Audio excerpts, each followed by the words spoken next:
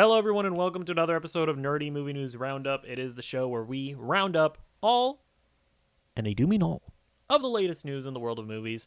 We got some, stuff to talk about today. You know what I mean? I don't know. I can't do intros, man. I don't know. I'm bad at this. I don't know why I pursue this endeavor. I'm not good at it. I don't know. Let's just get into the fucking thing. Venom. Best song in the world, of course, Eminem. None of his other songs even compare. So it's been confirmed that Venom is going to be, or the third one I should say, is going to be the final film in the franchise. This is coming from Deadline. So this is Tom Rothman. I believe he's one of the producers on the movie. He says the third and last Venom is going to be huge. So it does indeed seem like we are going to be getting 9 inches of Venom. Or what was the quote from from the Spider-Man 2 video game? I don't even remember what that meme was. But yeah, I mean, this is a little surprising. Just because when you look at the Sony Venom verse, like the Sony connected universe of Marvel characters, right? When you have Venom and Morbius and Madam Web, and later this year we're going to get Kraven. Venom was the only success. I mean, we'll see how Kraven does. I don't think it's going to do especially well. Probably do a little bit better than Madam Web for sure. But we really are going to just have to wait and see. But yeah, as of right now, Venom is the only success. So I kind of would have thought that they probably would have kept going with the Venom movies. But the fact that they're not doing that does make me think that we're probably going to pivot away from whatever the fuck this whole experiment was. We're probably going to just move away from from whatever this universe is. At least that's my prediction. Because, what even is this universe without the Venom movies? It's just a complete and utter failure, right? So we'll see. And by the way, I'm only calling them a success because they did make money, right? The 2 Venom movies. I think these movies are just as bad as Morbius and Madam Web. Okay, this is my thing with the Venomverse movies. I really just don't feel anything about the Venom movies or Morbius. I think they're bad. I do think that Madam Web is the Room of comic book movies. I think that is a movie that is so bad that it is a masterpiece. When I was watching that movie, at no point was I not engaged in the film. Every 5 seconds or 5 minutes, every 5 minutes, there would be a decision that is made that made me laugh out loud. Whether it be a Pepsi product placement, whether it be the terrible ADR on the villain. Madam Web is low-key a masterpiece, okay? But anyways, yeah, I don't even know how you're at your last Venom movie and there hasn't even been a meaningful crossover between your properties. It's so bizarre. It's just so weird. And so you're just going to not do any more Venom movies? I mean, I guess you could just move on to crossovers, I guess, where Venom just maybe Venom becomes what Tony Stark was after the 3rd Iron Man movie, where he just kind of showed up in other people's movies. I mean, that is possible, right? Venom could just become the Tony Stark of the Venomverse. But honestly, what I think they should do is obviously stop making this movies in the shared universe. You get Chris Lord and Phil Lord and Chris Miller, the producers of the Spider-Verse movies. Have them shepherd the whole thing and just start making movies about one of your spider people, right? Whether it be Miles Morales, have his own live action franchise. It doesn't have to be in the MCU. Just have him be the regular Spider-Man. Although honestly, I don't even know if I necessarily want that, because we already have the Spider-Verse movies. But pick another Spider-Man. Do a Spider-Gwen situation. Make a live action Spider-Gwen movies, or I don't know, Silk. That they canceled that show. Make a movie out of it. You know what I mean? Just do something. Involve one of your spider people. Like, I feel like it should still revolve around a spider person. Obviously, you can't do Peter Parker because he's in the MCU, but it should revolve around somebody. Like, it's just still so weird that they tried to create a Spider-Man universe without Spider-Man. It's like, why? What are we doing? Anyways, we'll see what happens with it. Next story. What if we got details on the show? It's coming from comicbook.com. What if season 3 is that might... What the hell is the sentence here? What if season 3 is that might be... Oh, this is like a quote, so I guess he like misspoke. Sorry. What if season 3 is that might be the one that comes out next in terms of animation? Brad Winderbaum revealed. Brad Winderbaum is like the head of Marvel television, I believe. That is the culmination of a trilogy. So we're getting more confirmations of trilogies closing out the franchises. We're actually close to completing that one. And it really feels like you've gone through this amazing emotional experience with Uatu. Sure, if you say so. In a way that's... what's great about The Watcher is that he presents himself as uncaring and cold and just an observer, but he cares more than everybody and anybody. That is on full display in that 3rd season. Well, you can say that, but this motherfucker didn't do anything on Genosha. You can tell me that you care, but as Cyclops once said, promises are when actions meet words. That's a quote, I think. But yeah, what if season 3, it seems like it's going to be the last, or at the very least, it seems like it's going to be like the first 3 seasons are going to be like an overarching arc. And then maybe future seasons are going to follow like different characters. Like maybe it won't be as Captain Carter focused or something like that. I don't know. But yeah, honestly, I wouldn't be surprised if they just decided to move away from it, because to some extent it is kind of like the poster child of the multiverse, which I just don't care about anymore. Like, I'm just so done with multiverse stuff. Although again, I always specify whenever I say that, like, you can still make a good multiverse thing. And like, if I'm watching something and it's good and it happens to be a multiverse thing, like, I'm not going to just say that it's bad just because, right? I really loved Across the Spider-Verse.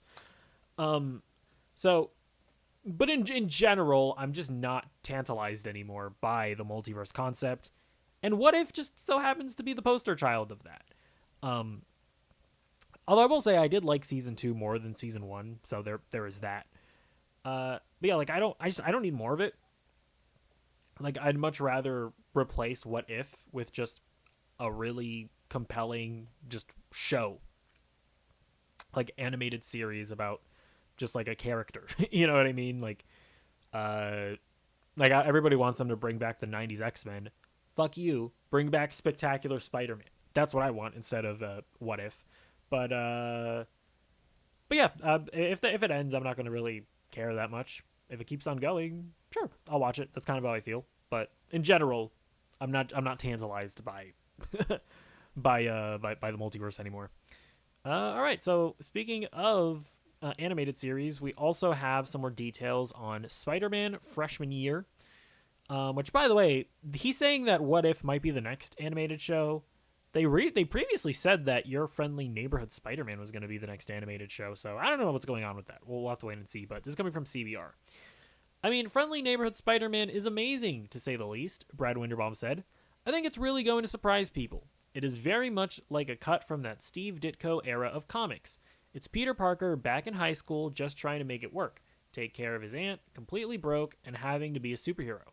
It's so essentially Spider-Man, and what Jeff Trammell, the creator of that show, did, which I think people are going to love, is he built this ensemble of characters around Peter that you fall in love with, similarly just because it's long-form storytelling. As those relationships brew when the stakes rise in that first season, things feel really tragic and dangerous, and pretty incredible. So I love that show. So I have to say, this actually sounds pretty exciting, you know? One of the big complaints about the Tom Holland Spider-Man trilogy has been that, you know, those sort of, like, you know, essential elements of Peter Parker were kind of absent. Like, he never really felt like a broke kid, really. Like, he never struggled with money or anything. he had all of the like gadgets and tech handed to him, whether it be from Tony Stark or Nick Fury in the second movie, and and he always has some kind of mentor, again, whether it be Tony Stark or Nick Fury, or I guess you could kind of say Doctor Strange in No Way Home, and even like the other Spider-Men. So hearing that this is going to be a show where he's going to be broke, he's going to have to take care of his aunt, and he's really having to juggle all of that with being a superhero. I mean, it sounds appealing from that perspective, at least. Now, I never quite agreed with those criticisms of the Tom Holland Spider-Man, because while, yes, he did have mentors and whatnot, by the end of those movies, it's like he's still like doing things independently, and he's still at the end of the day having to stop the villain and whatnot. So I don't necessarily share those criticisms to that degree with people. But I'd be lying if I said that I haven't been yearning for a more traditional Spider-Man story for some time. Especially when like No Way Home, it was just like, okay, multiverse stuff again, sure, why not? So that does excite me from that front. I like hearing that it's also long form storytelling. That's really cool. It's not they're taking more of an Invincible approach, it seems like, and not so much I guess to some extent X-Men 97 approach as well. And it's not so much going to be like villain of the week, or at least that's what it sounds like. It still might end up being villain of the week, but they're just going to be threads that you kind of have to follow, and there's like a certain episode order that you want to watch. It's not like how these cartoons used to be in the past, where they would just like fucking air X-Men the original animated series episodes like willy-nilly, and so they kind of had to make them in a way where you could kind of just jump in anywhere. I like hearing that they're going to focus on long-form storytelling here. And yeah, just looking at this picture here, I'm just so curious to see what the show is going to look like in motion. Because it is just like funny that that Brad Winderbaum or whatever, he's like saying that the stakes are going to rise and the season is going to feel dangerous and tragic at points. And I'm like, in this art style? I'm not trying to like paint it into a box or anything, but this just seems like a bit of a campy art style. So yeah, but that also does sound intriguing. Of like, hey, are they gonna like do something interesting here? We'll have to wait and see, I suppose. And by the way, I also mentioned, like, again, people have been like campaigning for like the Spider-Man animated series from the 90s, a revival for that, and I just don't think that that's gonna happen, because we already have a Spider-Man animated series coming. So I don't think that's ever gonna happen. If anything, he might have more of a role to play in X-Men 97 at some point. But yeah, we'll have to wait and see. All right, next up, we got some Fast and Furious information. This is coming from Variety. Where we go next is a question. Donna Langley said, "We may pivot another time and bring it back to the streets of LA and maybe make it a more intimate story." Langley also implied that there could be a possible television or streaming spinoff for the series. NBC Universal successfully launched shows based on hit movies like Pitch Perfect and Ted.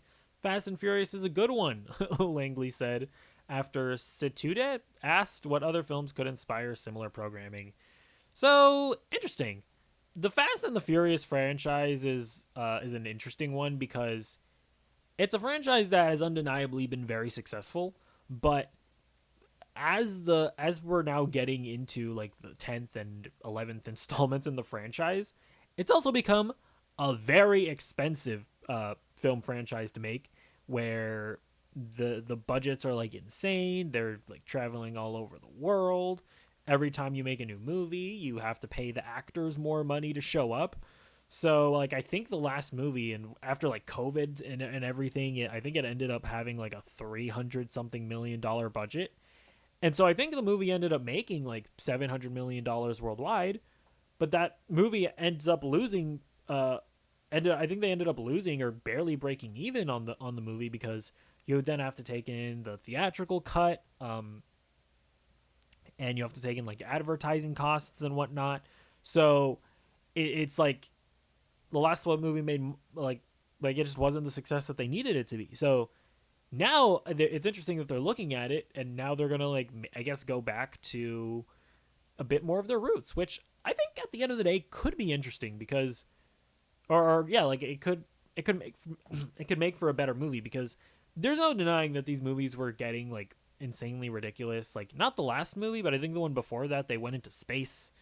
It's like there's only so many times that like you can like take on like military personnel. Like Dom just is just basically a superhero at this point. It's just like they jumped the shark, and they've just been like floating into the atmosphere. You know what I mean?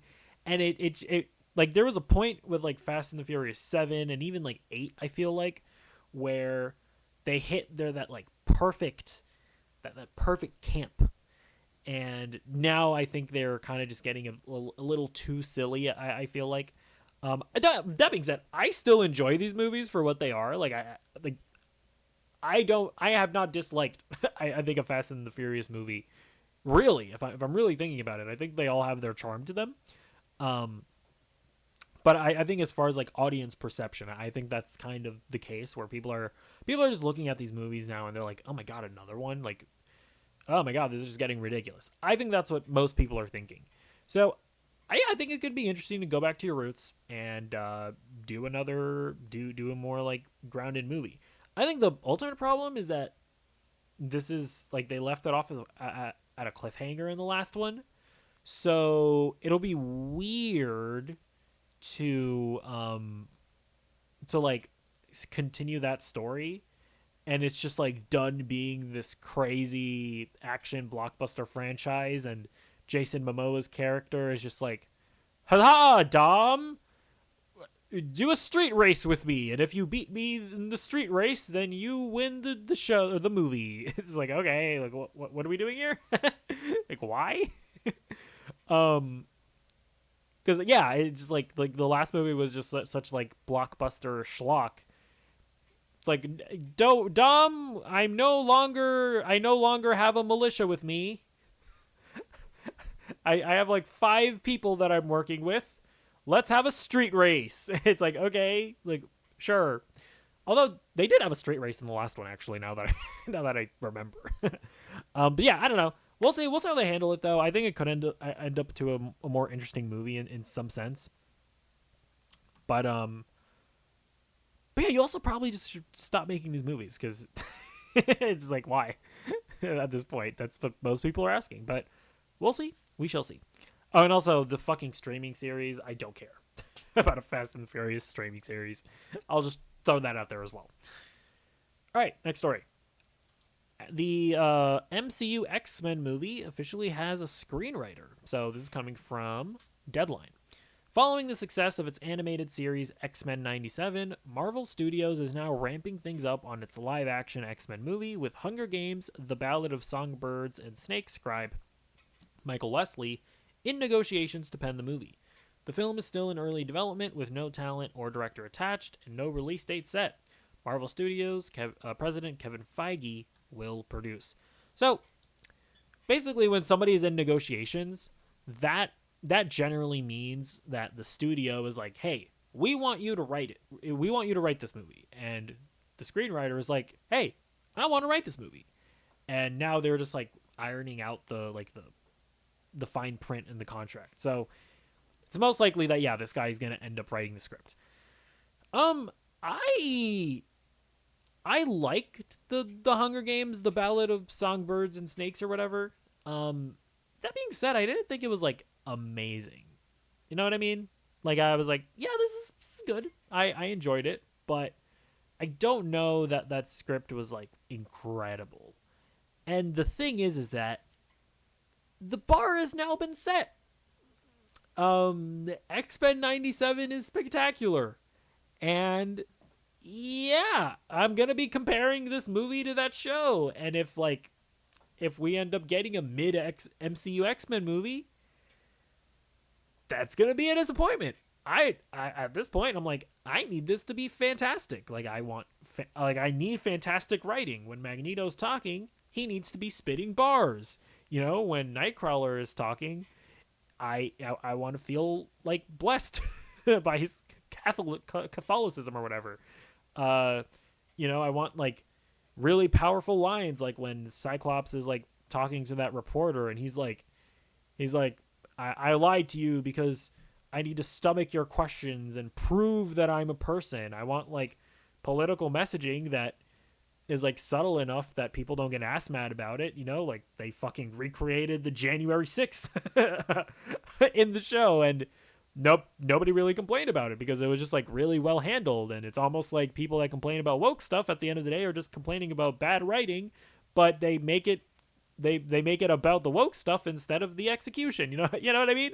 Like, this X-Men movie needs to be spectacular because you don't want to get away from, like, in this current climate, you don't want to get away from the X-Men, from what the X-Men is, because the X-Men is political, right? Like, it, at least, definitely the original series, it's like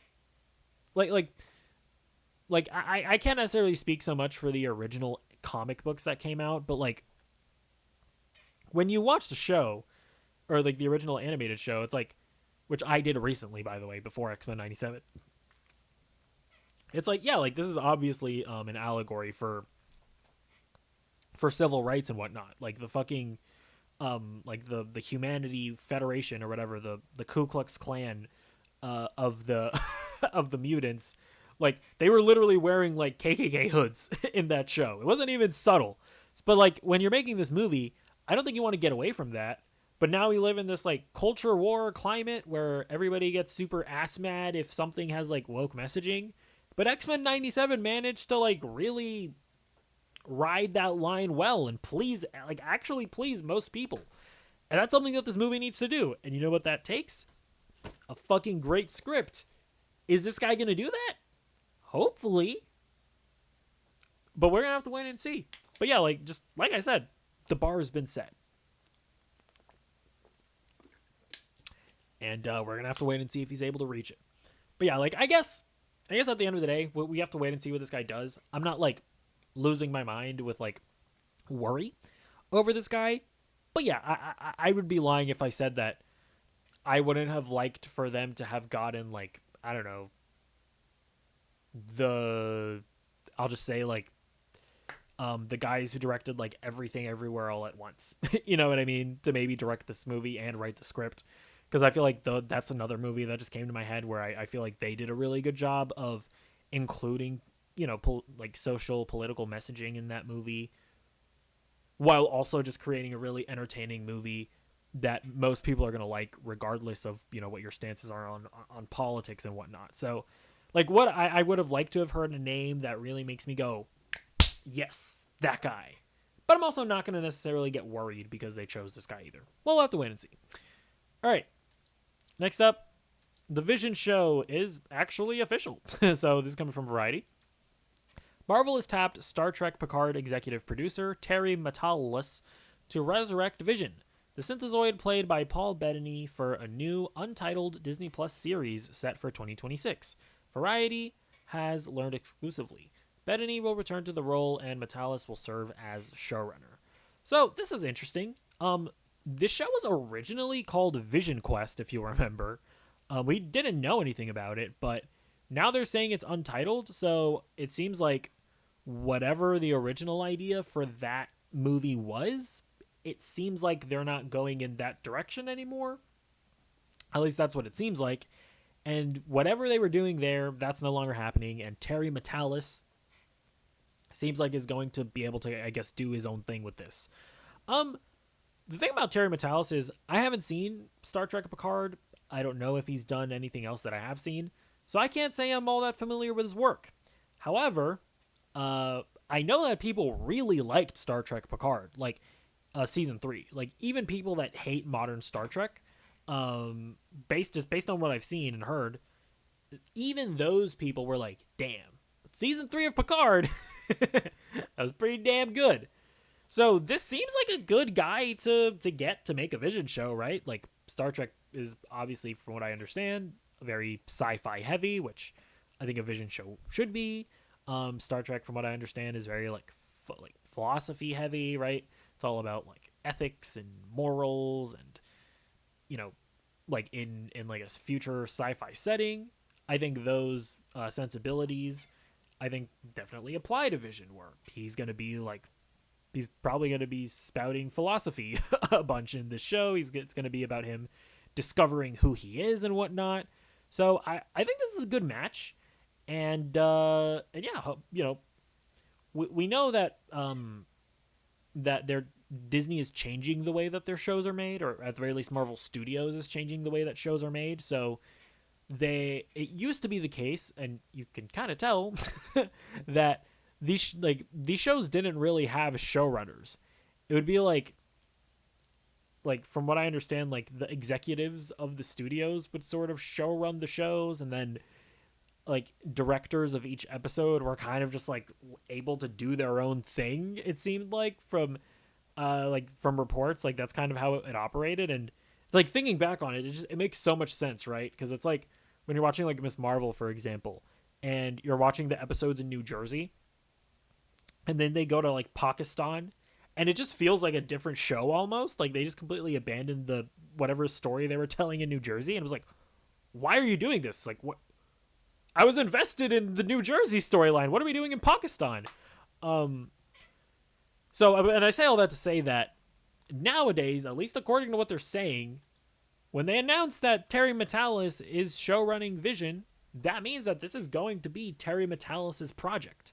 So that is exciting. That is exciting, right? For people that say that this guy is, did a really good job with Picard season 3. So yeah, we'll see how that happens, or we'll see what happens with that. I can't talk. Why do I do this? I don't know.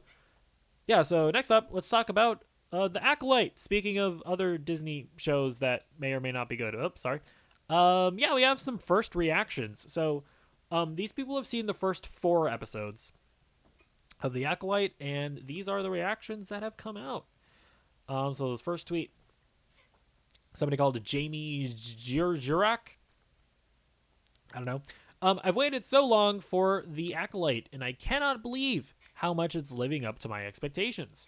I loved the first 2 episodes. Or wait, did this person only watch the first 2 episodes? Sorry, I know somebody for sure watched the first 4. Okay, leave me alone.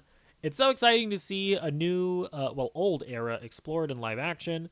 Leslie Headland did a dynamite job fleshing out these characters. I'm obsessed. So that's interesting. I think one of the big complaints of the trailers have been how it just doesn't really feel like a new era of Star Wars. Because it's true. Like when you look at that trailer, it's like, oh, it's Star Wars shit. It doesn't feel like a different time period. So we'll see if that actually bears out in the show. Perry Namiroff. So yeah, I watched her review. She actually has a video on YouTube, and she says she watched the first 4 episodes. So I don't know. She says here, I've seen 4 episodes of The Acolyte, and thus far, it's a very big winner. The cast of characters, the heavy emphasis on practical effects, the stunts, how they're exploring what it means to be a Force user, and how the Jedi Order operates. It's all working quite well for me. Amanda Stenberg is the headliner a story like this needs. So that's actually interesting. It seems like this character here, I'll go back to this. This character, I guess, is like the main character of the show, it seems like. So we'll see how that bears out. Amanda Stenberg is the headliner a story like this needs. She's got her hands full with this one, and she soars, tackling the challenge. I could also watch her command the screen during fight scenes for hours. The precision and grace with which May fights, I guess her name is May, fights makes the combat exhilarating to watch, but also function as beats that speak to who she is and how she chooses to operate in a given moment. In general, I tend to love when Star Wars digs into the space between light and dark, and Acolyte feels especially rich in that department, exploring the multitude of different paths in life, the different relationships with the Force, what it means to have power, and the importance of how one chooses to wield it. Some might say, with great power comes great responsibility. Lastly, for now, sorry, she didn't say that, that was me. I really dug all 4 episodes, but episode 3 in particular is sensational. It looks spectacular and features loads of high-quality craftsmanship, but there's also an especially stirring display of raw human emotion. I'm sorry, don't you mean alien emotion, Perry? God, she doesn't even know Star Wars. It's fucking cringe. Human emotion and complexity in that one, something that I think winds up bolstering all of the other episodes. So yeah, Perry obviously likes the show. Now, here's the thing. Like, a lot of times when you watch, when you see, like, these early reactions, they don't feel the most genuine. if we're being honest, and actually, let me go back on that. I don't think it's not. I don't think it's necessarily that they don't feel genuine, but the people talking are people that are like inherently disposed to liking the movie, right? Like if there's somebody that like really likes the sequel trilogy and they like what Disney's been doing on Disney Plus, then Disney's probably going to get them to watch it, and to our shock and surprise, they like the new thing. And that's not to say that their opinion is invalid or that they're lying, but it's to say that if there's somebody that really hates the modern era of Disney Star Wars, they're probably not going to show that guy the Acolyte early and have him be one of the reviews. So just pointing that out. However, I don't think Perry's like that. I don't think she really cares that much about Star Wars. Based on like the content that I've seen her in, she's much more like a normie. Like she's not like a huge nerd. So I personally take her praise like into account. You know what I mean? Okay. Then this guy, Coffee with Kenobi with Dan Zer. So this is like a Star Wars guy. But to be fair, he says, I've seen the first 4 episodes of The Acolyte. First episode was slightly underwhelming, but each one gets progressively better. The cast has nice chemistry, and the stunt work / fight choreography is brilliant. I'm not yet sold, but I'm hopeful for what comes next. So, hey, to be fair, going against what I thought, like this is a fucking Star Wars account, and he's saying that he was a little underwhelmed. So this one is not as glowing with praise. Then we have Joseph Deckheimer. I don't know. The Acolyte gives me Kill Bill vibes. Every episode left me wanting more, in a good way. We've seen so much about the fall of the Jedi, but this show explores what the Jedi were like during peacetime, which is quite fascinating. Amandla Stenberg is outstanding. So we have more praise there for Amandla Steinberg. So that's cute. So yeah, that guy likes it. He's comparing it to Kill Bill. Is he just making that comparison because because like I think the showrunner, she said that it was like Kill Bill. Who knows? We're gonna have to wait and see if the Kill Bill vibes are accurate. Georgie Rodriguez, he says the Acolyte is the Force-sensitive version of Andor. Oh, he's going with the big praise. The cast is stellar. The writing of each episode is jam-packed. Practical sets and amazing costumes, as well as SFX work, make every location feel lived in, while having an emotional through line to keep it focused. So that's actually kind of interesting to point out there, because one of the complaints that I've seen about the trailer, which, you know, I think I actually agree with, is that a lot of the sets don't actually look that impressive. Like, they don't look as impressive as Andor. Even though, like, the show was shot on location, you know, it wasn't shot on the volume. You know, some of the shots maybe they look like they were shot on the volume. You know what I'm saying? But yeah, it's interesting that he's specifically praising the set design and whatnot. Okay, then some guy, POC Culture, says, I watched 2 episodes of Star Wars The Acolyte. So it's weird. It seems like they showed some people 2 episodes and some people 4 episodes. It's a character-driven story full of incredible performances. Amandla Steinberg is both fierce and relatable. Lei Jung-jae plays Master Soy, or Saul, not Soy, with so much warmth and heart. Manny Jacinto is a scene stealer. The hand-to-hand combat and fight choreography are some of the best of any Star Wars. I'm overjoyed at how awesomely diverse this cast is. This is exactly how Star Wars should look. The first episode is a little slow as it sets the table. The second picks up, especially with Jacinto. The focus on characters and relationships is why this series has a chance to be special. Doesn't rely on flashy, low-hanging fruit. Can't wait to see more. So, I mean, that's actually interesting to hear at the end there. You know, I like hearing that the characters are driving the story, and that's why you're there. You know, I like how what they say there about there's no low-hanging fruit. So, you know, and again, this takes place before the prequel era, so you can't, like, you're even like the potential urge to like inject a bullshit cameo. It's like you can't really do that here. The only character that could reasonably cameo, I think, is Yoda, because I believe he was on the Jedi Council at this time, so he'll most definitely be in the show, I feel like. Um, but yeah, like there just really isn't much room for that. So I think that's cool. And I'm glad to hear that the characters themselves are hopefully gonna be like actually good, because I feel like that's at the end of the day what's been missing a lot when it comes to Disney and Marvel shows, where I just don't find myself caring that much about the characters specifically, and that's kind of need that in your shows. So yeah, we'll have to wait and see how that goes. But it's, I guess it's good. It's better than not to see that some of the first reactions, or that most of the first reactions were positive. Hopefully the show actually lives up to what these guys are saying, and hopefully it was just an underwhelming trailer to a fantastic series. But I wouldn't get my hopes up based on the recent track record.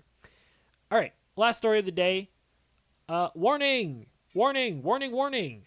I'm about to spoil The Last of Us Season 2 and 3. I'm going to be talking about the second game, The Last of Us Part 2. So if you haven't played the game, and you don't want to be spoiled for what's probably going to happen in Season 2, I would just move on to the next topic. So just warning, I have timestamps, so leave. Okay. So Isaac has been cast, and he is being played by the same person that played him in the game, Jeffrey Wright. It's coming from comicbook.com. The Last of Us Season 2 will feature Jeffrey Wright as Isaac. An announcement shared on Friday confirmed Wright will play Isaac, the leader of the Washington Liberation Front, which was a prominent faction in The Last of Us Part 2. I'm now realizing that I probably should have put a picture of Jeffrey Wright here instead of the video game character. My bad. He's the guy that that played Commissioner Gordon in the Robert Pattinson Batman movie. So he kind of looks like him, right? Yeah, I think this makes a lot of sense, right? Like, why wouldn't you just bring him back? He's already like a well-known actor. So yeah, I'm not surprised by this at all. The main interesting part about this is it further lets me know and indicates to me that they are in fact changing things up from The Last of Us Part 2.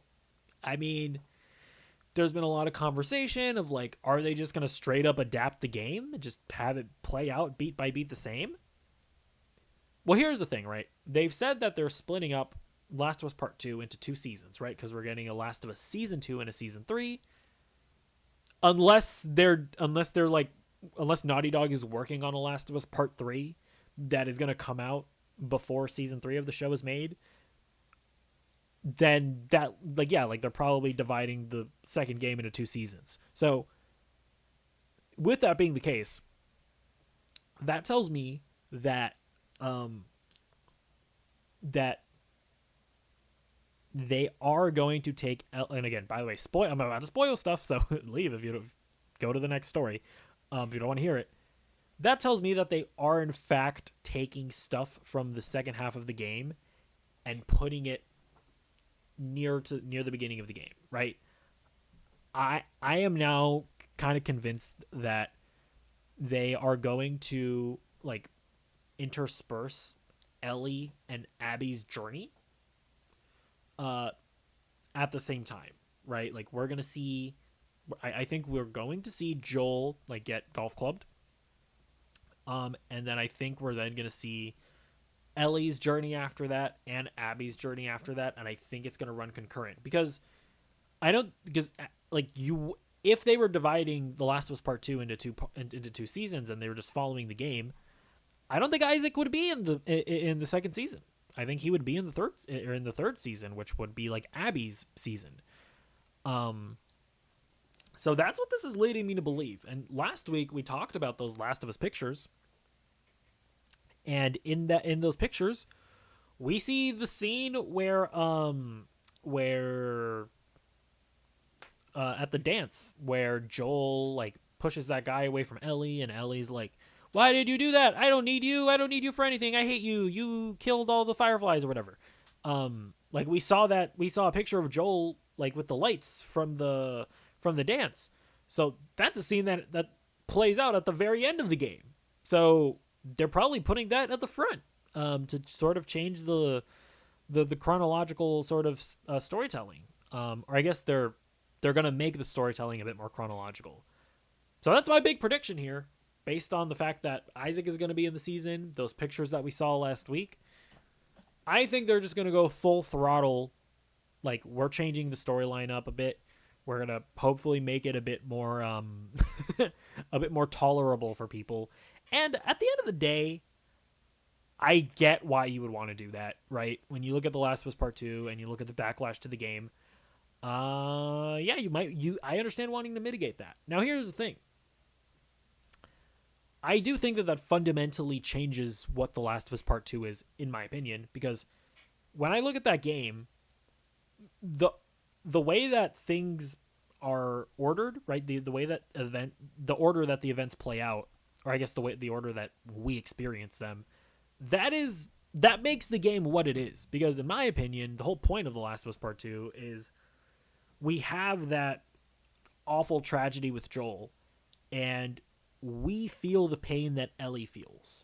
Like, we want to get revenge. We're getting revenge, and that, you know, depending obviously on who you are, right? Like, maybe you're not going with Ellie all the way, but like, you're kind of going with Ellie on this journey, and you're seeing it through up until the point that, you know, you meet with Abby at the theater, and then you get the switcheroo. You start playing as Abby, and then in that second half of the game, you're like slowly get to the point where it's like, fuck, this isn't worth it. You know, like Abby's story kind of makes you realize that revenge it's just not worth it. And I think that, and by the way, I'll say this as well, I absolutely adore The Last of Us Part 2. I think that it's my favorite game. By the way, it's funny because this is you guys are gonna hate me when I say what I'm about to say. I've never actually played the game. I watched a movie version, like an 11-hour cut of it on YouTube, where the guy, like, it was a very good edit, the one that I watched, where he like interspersed cutscenes with gameplay segments in a really dynamic way. So like I was able to experience like all the narrative, like the essentials of the narrative within the gameplay. I just didn't play it because I'm poor and I never bought a PlayStation. Okay, sorry. But yeah, like but even still, like, it is my favorite. It is the most, it's just like the most emotions that I've ever felt experiencing like any piece of art ever. Like, I've never been as emotionally impacted with anything like I was with The Last of Us Part 2. So that's why I'm just saying that, like, I went through that journey where I was with Ellie the entire time. Then you get to Abby. And by the way, like, people will say that the second half of the game tries to make the case that like Joel is bad or whatever, and I completely disagree with that. I don't think the second half of the game is telling you that Joel is bad. I think it's just telling you that, yes, what Abby did to Joel was unforgivable, but you going on this like rampage that basically just turns you into the same monster is just not worth it. You know what I mean? And like it, like the fact that they managed to get me to the point where Abby kills Joel, I feel genuine anger in my heart. I am all in with Ellie. And they got me to the point, again, that is like some of the most emotional I've ever felt in a piece of art. And the fact that they got me to the point that by the end of the game, I was like, Ellie, we just got to let it go. It's just not worth it. You know what I mean? That's powerful shit, man. That's art. That's why I consume it. You know what I mean? And I just feel like if you take the Abby segments and you put them earlier in the story, it's just not The Last of Us Part 2 anymore. Now, if you want to do that, that's fine. I'm not going to make a big fuss about it. Like, at the end of the day, like, The Last of Us 2, like, I've already experienced it. It is what it is. Like nothing is ever going to change the games. Like, that is how I approach these things. So, like, I'm totally okay with artists taking properties and mishing and mashing it and doing their own thing with it. That's fine. If the show's good, that's all I really care about. But I'm just saying that if you go this route, it's a different thing from the game. It's not The Last of Us Part 2.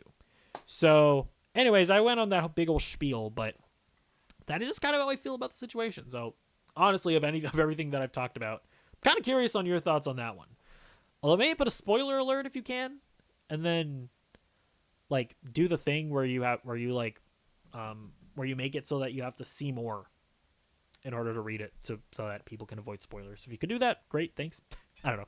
Okay, let's move on. So that was the last story of the day. Let's get into what I've been watching. So I watched that Amy Winehouse movie, Back in Black. It's fine. It is a musician biopic through and through. You see her rise up to stardom. You see her grapple with alcoholism or whatever, and then there's kind of like a tragic ending at the end. It's a biopic. It's a musician biopic. It's fine. Like, I did not mind watching it. I don't know who this actress is, but I think she's good in the role. I think she's good as Amy Winehouse. By the way, I actually didn't know anything about Amy Winehouse going into the movie. Like, I don't know. Growing up, I just didn't learn about Amy Winehouse. So it was cool just like experiencing this story freshly. So that was cool. I will say I think they did a decent job of, because when it comes to these kinds of movies, they're gonna like incorporate, or like they're gonna be scenes where like, oh, she's look at how Queen recorded Bohemian Rhapsody, isn't this amazing? I think this movie actually, Back in Black, I think this movie actually does a really good job of, whenever they inject the scenes of her making her music, it is actually like impactful to the story. Like, I will say, it does not feel ham-fisted whenever that happens. So I'll give it that compliment. But yeah, overall, do I think you need to like rush out and see this? No. You honestly don't. All right. Next thing I watched Furiosa, a Mad Max saga. This movie is awesome. I absolutely loved it. Now, here's the thing. Never watched a Mad Max movie. And when I heard that they were making a prequel, I was like, I'm going to intentionally avoid Mad Max Fury Road, because I think it'll be fun to watch Furiosa and then watch Mad Max Fury Road. Because I don't have much going on in my life, so I like to entertain myself doing silly things like that. So yeah, going into this series as a virgin, this movie was absolutely incredible. I understand all the praise for that Fury Road got. I think this movie looks incredible. Like, the color grading, I think, really adds to the high octane energy that exudes from it. I guess I should maybe explain the setting of the movie. So it's like in a post-apocalypse. It's in Australia, the desert. It's awful. And yeah, like whatever's left of humanity is kind of like they're like in these factions, and they're like there's like political strife and whatnot. And that's kind of the setting of the movie, and it follows Furiosa, who's kind of going on a journey in between, like, ever since she's a child. She like gets kidnapped by one of the factions, and it sort of like just showcases her journey throughout operating within this world. And yeah, I mean, the action in this movie is some of the most like creative stuff I think I've ever seen in a movie. Like, there's a car chase in this that I think is the best car chase scene of all time. It's like a Fast and the Furious movie. You remember when they're stealing the DVDs and they're like running up to like the truck, and they're like jumping off of, they're like trying to get into the truck to steal the DVD players or whatever. That's basically this movie, except like food. And there's like a scene like that I think is the best car chase scene I think I've ever seen in a movie. The sound design in this film, absolutely incredible. the way that George Miller, the director, utilizes car engines. He makes like the roars of the cars the score of the film. It's really cool. Like it's fucking incredible. And the way it builds up the tension of the scene. And by the way, the way he uses silence in this movie, really cool as well. Just really fantastic sound design all around. Performances in this movie are great. Anya Taylor-Joy plays Furiosa, and she's fantastic. Like the interesting thing about it is that she really doesn't speak much. Like there is not a ton of dialogue that Anya Taylor-Joy has, so her performance is pretty much all just like her face, her facial expressions. She's like acting with her eyes, because there are even moments in the movie where she's like wearing a mask and she's just using her eyes to express like complex emotions. So really impressive really impressive performance from Anya Taylor-Joy. There's also a child in this movie, because a surprisingly long chunk of the movie is with child Furiosa. That little girl is also really great. Like she gives a great performance as well. I think the standout though is Chris Hemsworth. He plays the villain, and this I think might be Chris Hemsworth's best performance, because he plays the villain. He's able to just do something different than what he's ever done before in a film. And he's just completely chewing the scenery. He's very funny in this, while also being terrifying, but while also having some depth to him. And I think a lot of that comes from Chris Hemsworth's performance and the way that he's able to express, little subtle emotions while also being zany and wacky. So Chris Hemsworth is awesome in this. So listen, I assume that if you've watched Fury Road, you're like listening to all this and you're going like, yeah, obviously George Miller is incredible. Obviously this movie is incredible. I know everything that you're telling me. But I'm freshly excited that I've seen this now, because I never watched Fury Road. So yeah, I'm assuming if you like Fury Road, you're probably going to love this. And if you've never watched it like me, then yeah, you can just jump into this. They completely set up the world and all of that very well in the movie. So cannot recommend this movie enough. It might be my favorite movie of the year. No. Oops, sorry. No, I think I think Challengers is my favorite movie of the year so far. Then Furiosa. I really love Challengers as well. No, not just because I'm horny. It was a genuinely fantastic film. So watch Challengers also. All right. Last thing that I want to talk about today, I've been playing a game. It's called Another Crab's Treasure. You play as this little crab guy here. And it's basically Dark Souls, but you play as a crab. And I'm really enjoying it so far. I don't think it's as unforgiving as a Dark Souls game. So I've only ever played the first Dark Souls games. That's the only From Software game in general that I've played. And I kind of fell off it because I was just getting annoyed by because here's the thing. I don't mind challenge. I don't mind learning mechanics and learning boss patterns and just getting better at the game. But when the fucking spawn point is so far away from the boss, and every time you die, you have to run all the way to it, and you have to deal with the enemies in the way. It just got to the I kind of realized the thing about From Software games where it's not even that they're that hard. This is just tedious. This is just annoying. This isn't challenging. And I'm not very far into Another Crab's Treasure, but what I'm appreciating so far about the game is that when I got to the first boss and they spawned me right next to the boss.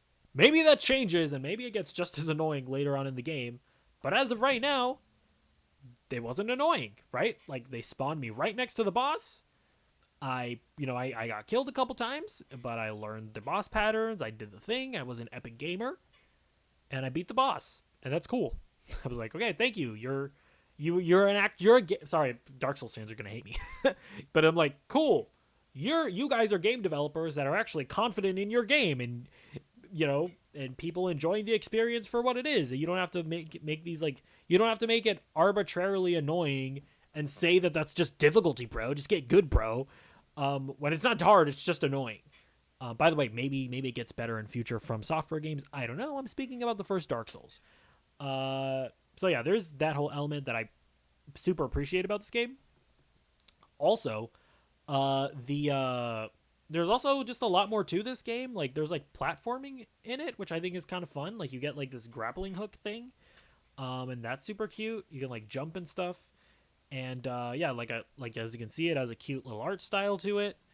So yeah, I'm really digging this game. I'm playing it on Xbox Game Pass through xCloud. So like I've played it on my PC. I've also played it on my phone with like I have like a controller grip that I slot my phone into.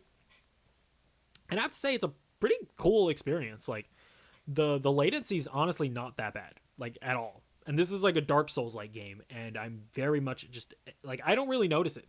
Like it's to the degree that granted I'm an idiot. If you're like a hardcore gamer, you probably would, but I don't really notice it. And I haven't had a problem like dodging and stuff. So yeah, I recommend Another Crab's Treasure. I think it's on all platforms, but I'm playing it on Game Pass. So I think it's definitely on Switch. It might not be on PlayStation. I don't know. Look it up for yourself, you hooligan. I don't know. I recommend the game. All right. So that's going to be it for this episode of Nerdy Movie News Roundup. It is the show where we round up all, and I do mean all, of the latest news in the world of nerdy movies. And yeah, let me know what you think about any and all the topics that we discussed on the show today, and I will see you in the next video. Goodbye.